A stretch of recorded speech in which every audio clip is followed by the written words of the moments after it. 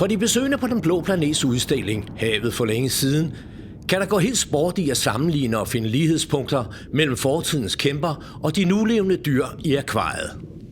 Archelon, det er den største skildpadde, der nogensinde har fandtes. Den er mere end 4 meter lang og vejer mere end 2.000 kilo. Og det er jo den model, der kommer tættest på et nulevende dyr. Og vi har selv havskildpadder her på Den Blå Planet, og vores største havskildpadde, den er lidt mere end 1 meter lang og vejer 120 kilo. Og vores nyeste beboere er en lille havskildpadde, der blev reddet ude ved Blåvand sidste vinter. Og de ligner rigtig meget den her model af Archelon, man kan se her. Det er Den Blå Planets vigtigste opgave at formidle om livet i vandet og fortælle de besøgende om de forandringer i miljøet, som ændrer livet på jorden på godt og ondt. Meningen med den her udstilling er, at den skal få folk til at tænke over jordens fantastiske historie. Og der er formidling, og der er udvikling, og der er lærdom.